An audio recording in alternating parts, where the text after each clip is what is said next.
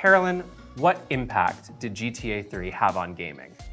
I think it's really hard to succinctly answer that question because GTA 3 is one of those games where, at least for many of us, the first time we played it, we kind of knew that it was going to be one of those games that just brought about a sea change culturally in terms of what games did and could do. I mean, I think in my life, I would say that has only happened a very small handful of times. Maybe the first time I played the original Super Mario Brothers and knew that Nintendo had done something there to kind of refine gameplay mechanics in a way that would change things. Maybe the advent of like Street Fighter 2 in arcades. You know, my first experience with Grand Theft Auto 3, it felt so dramatically different on so many levels from what games typically did or had done up to that point, that I think it's almost like the moment you are busted out of the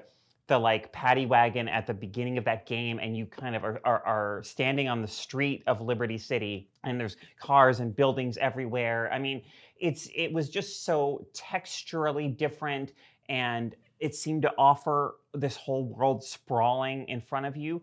Yeah, I think the cultural impact is massive. The gravitational pull of GTA 3, what it's had in the 20 plus years since its debut, is so massive, in both ways, both positive and negative, right? I think that arguably the template that it kind of established you could say led to a kind of sameness at a certain point among a lot of particularly big budget games, as many of them kind of tried to riff on and chase things that GTA 3 was doing, but it also gave way to tremendous amounts of new creativity and excitement in that space as well.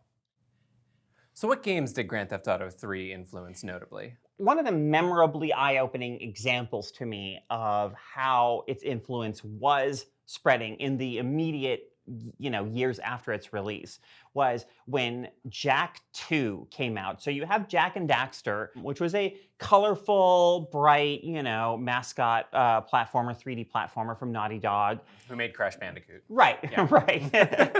And nothing of significance lately. No, just kidding, Naughty Dog. Certainly nothing violent.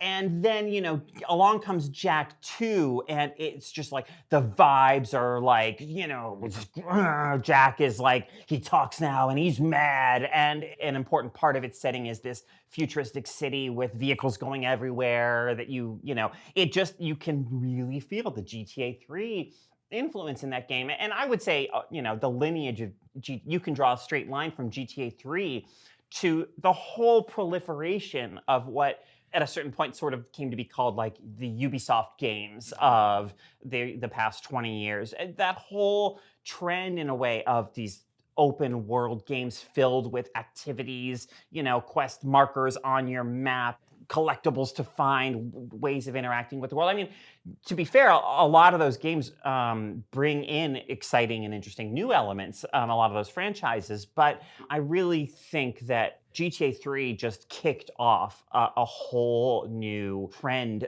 that has been so massive that it's very difficult to even, again, kind of try to define where that influence ends at this point.